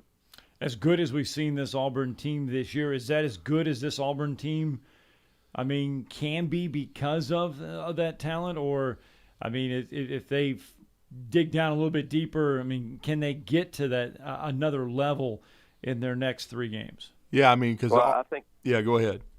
I think it's if you get moving on the line of scrimmage, then this offense can compete. We've seen them play at a very high level against LSU at times, but against Arkansas, yeah, and Ole Miss. They've played at a high level. It's just the difference in being able to run the football early on. And Alabama's got talent on that defensive front. There's no question about it. I don't think they're playing as well as Georgia or Texas A&M are right now. No. I don't think Mississippi State playing as well. I think Georgia's won with a bullet defense, and then I think Texas A&M is a strong 1B right now defensively, especially front seven wise. And so I think that has a lot to do with what you're able to do or not able to do on defense. Now, it's how much of it's playing ahead of the chain. Can you get success running the football and avoid? If you're 3rd and 4, that's a much different offense than it is if you're 3rd and 8. And there've been way too many 3rd and 8, 3rd and 9, 3rd and 10s for this team the last 6 quarters. That was back to that Mississippi, Ole Miss game, even the second half of that game. A lot of 3rd and long, and this offense is not built to handle a bunch of those in a game, and it's shown up. Well, but I will say, Jason, it's an interesting matchup now because it's from the other end of the spectrum. Last week, I think Isaiah Spiller and A-Chain are as good as any duo of running backs in the SEC. Texas A&M challenged Auburn on the ground. They ran the ball well. They had over 200 yards. Now you're facing a team, though, in Mississippi State that's going to throw the ball 60 times. Where is the Auburn secondary right now? Tennyson obviously stepped up and had a great game for Auburn in College Station, but I know they've had some guys in and out of the lineup. How healthy is this secondary for Auburn, and how do you see it matching up with Will Rogers in that passing game?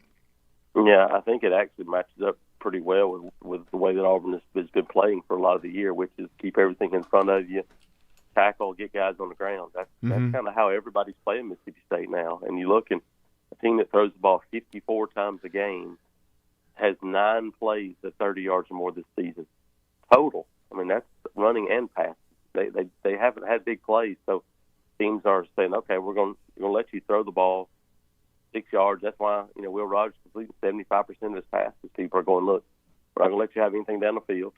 And the running backs, those 2 running backs combined at Mississippi State don't run it a ton, but they got over 100 receptions.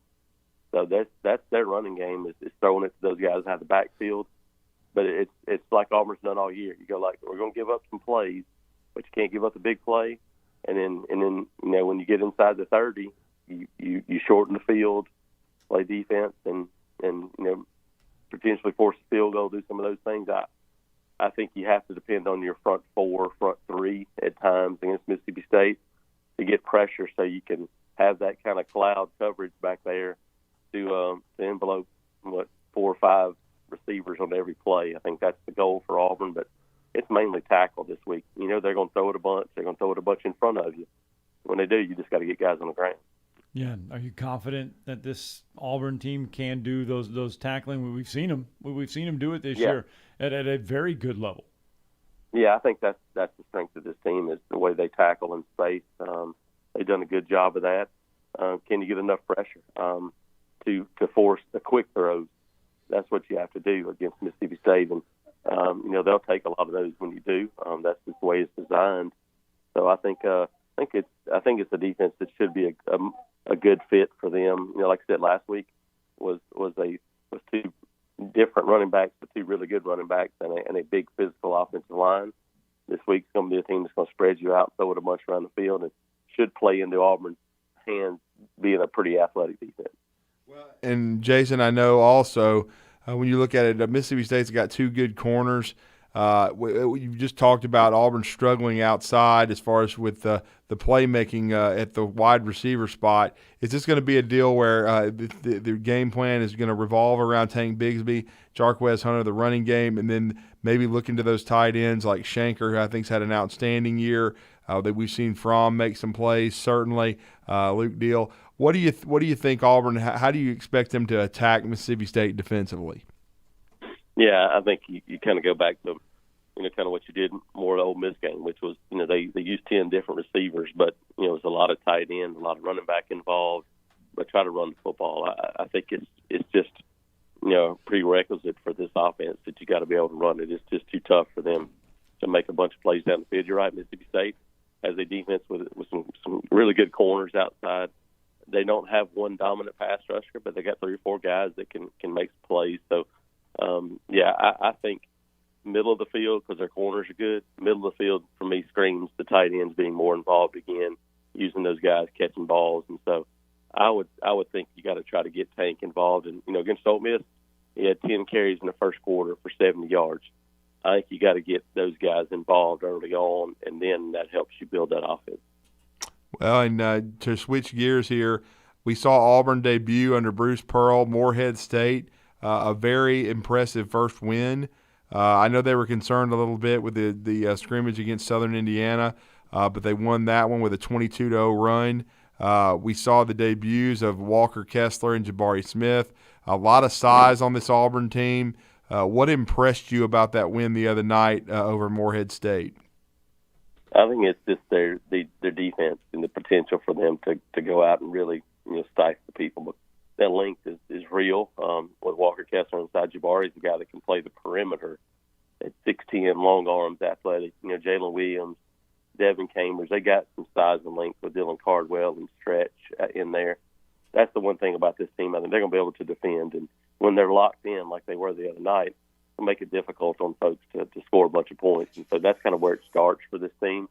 Like most teams early in the season, had a little lull there in the middle. But, I think those guards and the shooting will continue to develop. And, you know, you're doing it without Alan Flanagan, the guy that, you know, I think you're hoping to hear in about a month that you start to get him involved again and get rolling, which would be a big boost for this team. But I think it shows you depth. They're able to play 10 or 11 guys in the first half of that game. And Morehead State is a good basketball team. That was a good challenge. But, man, Auburn is a team I think is much improved over last year, a team that has a lot of talent.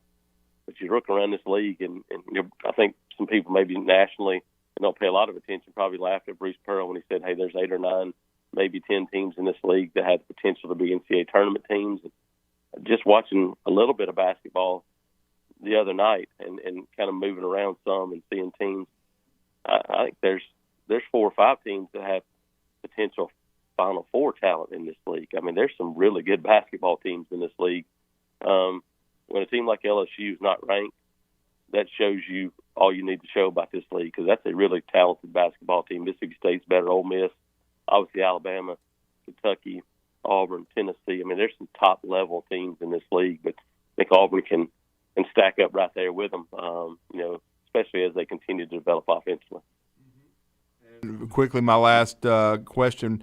Talk about the couple of signees. We hadn't got your take on Bruce Pearl. They had a couple pieces yesterday. Yeah, I think you look, and obviously when you look at a guy like Trey Donaldson. He is a basketball and football guy. Yep. Talented, really athletic. I think he's probably going to be more of a basketball player down the line, but related to Duke Donaldson, so he's got some good bloodlines obviously there. But he's a really dynamic player, a guy that can go and do things really all over the court. And then Chance Westry is you start looking at 6'6", 190, high 4-star prospect, can play small forward. I think going to be a 2-guard small forward. Is a big-time player. When you start looking at a guy that has the ability to score from all over the court, continue to develop as a shooter. But I think those two guys are guys that fit in really well with what Auburn and Bruce Pearl want to do, which is be athletic on the perimeter. These guys give you size on the perimeter. They don't have a bunch of size on the perimeter this year, but you're bringing in 6'1", 6'2", point guard type in Trey Donaldson, who has a football body, and then a 6'6" Chance Westry. I think those are two really big additions. No question. Well, Jason, we appreciate the knowledge as always. Let everybody know how they can connect with you and follow your coverage in Auburn with Mississippi State coming to town, and also basketball now underway for Bruce Pearl. Great stuff from Auburn Undercover. Yeah, you can check us out, like I said, at AUTigers.com, part of the 247 network, and they can also follow me on Twitter at ITATJason. Thank you, sir. Thanks, Jason. Thanks, guys. Appreciate it. Let's get a break in. When we come back, your tomorrow's headlines today.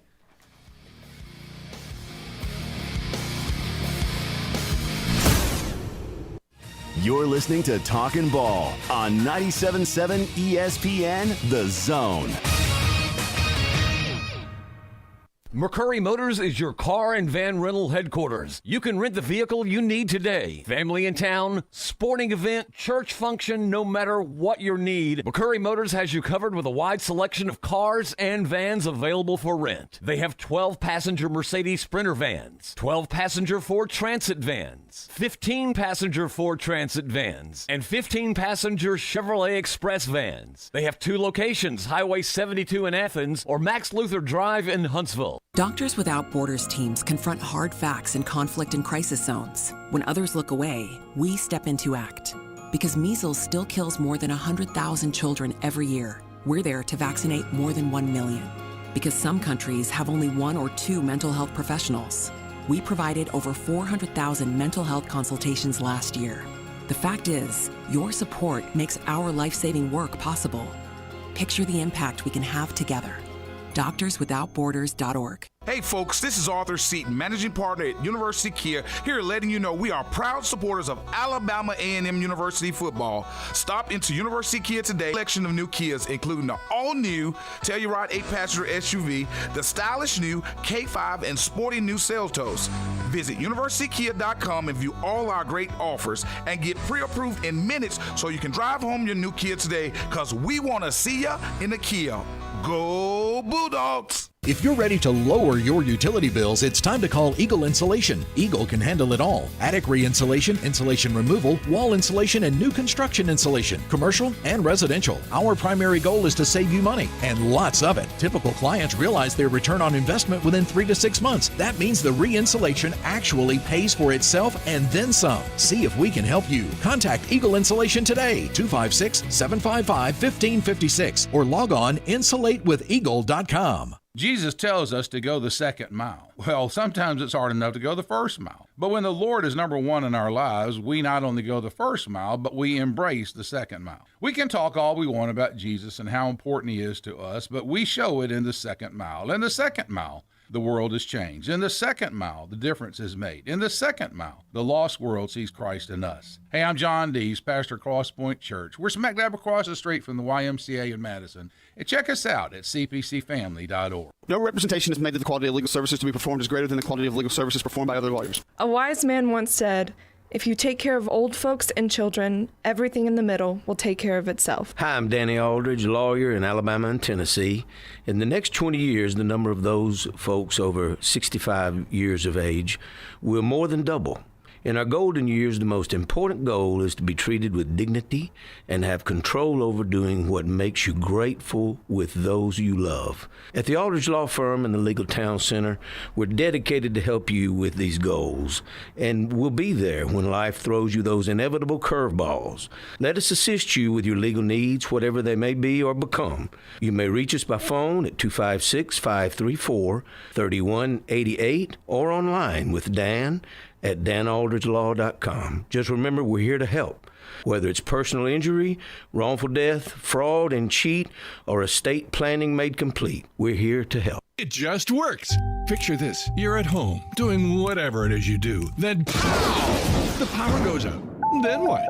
Well, at my house, life goes on. We have a Generac automatic home standby generator from Current Electrical and Generator Services. For your home security and peace of mind, get a free personal consultation on how a Generac automatic home standby generator can protect you. Current Electrical and Generator Services. Call or visit us on the web at HuntsvilleGenerators.com. You've got the power.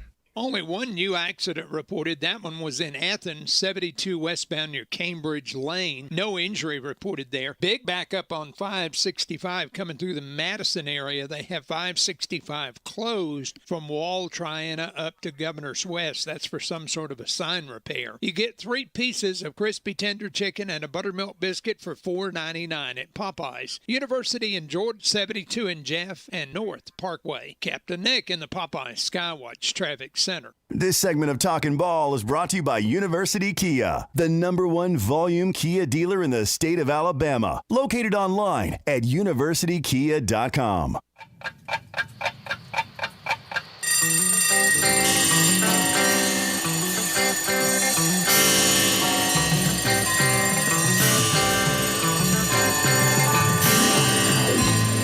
It's time for tomorrow's headlines today with Scott Tyson and Drew DeArmond on 97.7 ESPN The Zone. Welcome back to 97.7 ESPN The Zone. And the Atlanta Braves still basking in the glow of winning the World Series championship. All good and well. And Braves fans are still, ordering apparel, celebrating, and they're enjoying it as they should. I've ordered some. Some of it just got shipped. Okay. Well, the general manager meeting's getting ready to go underway this week, and you're going to hear some stuff from this because there'll be some talk from the meetings and all that kind of fun stuff. Well, super agent Scott Boras is there. Here we go. And Scott Boras holds a forum before these meetings traditionally because, Scott Boras represents pretty much everybody. But Scott Boras went on a tirade yesterday. Dang. Yes, and basically said and claimed the Atlanta Braves won the World Series as a direct result of rampant tanking from other clubs because he says that now clubs can blow 500 through most of the season. They can wait for these teams that are going to tank the rest of the way. They can add new players like the Braves did by getting a whole new outfield and thus go on to win a World Series. Get your head out of your rear end, man. I mean, I didn't hear him saying this when the Washington Nationals won a few years ago and half of his clients were on that team, including Max Scherzer. I mean, come on. How low rent is that? Mercy. Claiming that they won because of rampant tanking. He says Major League Baseball has a problem. He alluded back to the Chicago Cubs and the Houston Astros where basically they just gutted everything and started building back up or whatever. Well, yeah, I mean, we know the Cubs got rid of everybody. He says Major League Baseball has a real problem right now. And during this tirade. We ain't got revenue sharing, that's why. During this tirade, he just went on to say that there's probably only about 10 clubs that really take baseball seriously and try to win. The rest don't. Well, the thing is, we've already heard that the Cincinnati Reds are thinking about cutting a bunch of payroll because they got Joey Votto. They've got some high-priced dudes, and we know they're a mid-market team. They can't afford to have a huge payroll many times. So they're going to have – without revenue sharing, they're going to have to, probably ship some guys out. I mean, good Lord. I thought you'd like that. I mean, well, Scott, you're part of the problem. That's all. And I'm talking about Boris, not you. I was like, well, I haven't done it. His clients make all this money. I mean, he's got guys like Bryce Harper, right? $300 million. I mean, and only a handful of ball clubs can sign him. Yeah. When you think about taking on a contract that's 10-plus years. I mean, we heard the Braves were interested in Bryce Harper, but the Braves didn't want to pay that. I mean, we saw what that contract, and he's a Hall of Famer and a great player, what it did to the Angels when they signed Pujols. And by the end, Pujols, was a shell of himself. Well, these meetings are very important if you follow Major League Baseball, simply because the current CBA does expire on December 1st, and there is great fear around Major League Baseball, yes, that we could see our first work stoppage since 1995. Yeah. So that is something to keep an eye on with Major League Baseball, and that is why you're seeing a lot of these issues come up right now, a lot of these topics come up with Major League Baseball, simply because of the potential work stoppage that's going on right now. And that would be sad because baseball seems to be in a good place. We had fans in the stands. It was back to normal this year. The Braves made a great run. But this idiocy that Scott Boras is saying, I mean, now look, I understand where he's coming from with where you're talking about how many ball clubs actually take it seriously and try to win. Right. But, I mean, again, he's part of the issue because of his clients and how much money they make. And there's no revenue sharing in baseball. There's no salary cap. So somebody like the Yankees can spend all this money, or the Red Sox, or, all these the Mets. The Mets, look what they tried to retool. They were a disaster, which was, great to see. All right, 256-576-4977. That is the number to the Neighbors Wealth Management Hotline. If you want to get in, got just maybe 30 seconds left or so on this good on friend this Freddie show. Kirby texting in. He's throwing it at Scott Boras, saying, well, none of his clients signed with the Braves. So, of course, he's going to throw shade at Atlanta. He is hard to deal with. Yes. Yes. And I will say this. During his little tirade, he did go on and on about several of his clients that are needing new homes. Of course. Basically saying, hey, this guy here, this guy here, and this guy here. So it was an infomercial for Scott Boras. That is exactly what I said, except for the fact I just thought it was interesting that he is saying that what the Braves did was not good for baseball because there were teams that were tanking, and the Braves took advantage of it. I just call it smart moves by the general manager. Yes, we are very happy that they won the World Series. Yep. All right, guys, that's going to do it for our Thursday edition. I will not be in here tomorrow. NCAA cross country meet for me over at John Hunt Park. Come on out and watch the runners in the morning. Get on out, John Hunt Park. Sports Commission, UNA, playing host to this event. North Alabama cross country hosting it. So we'll be out there tomorrow. Chad and Nazar in an hour, and then we got the drive tonight.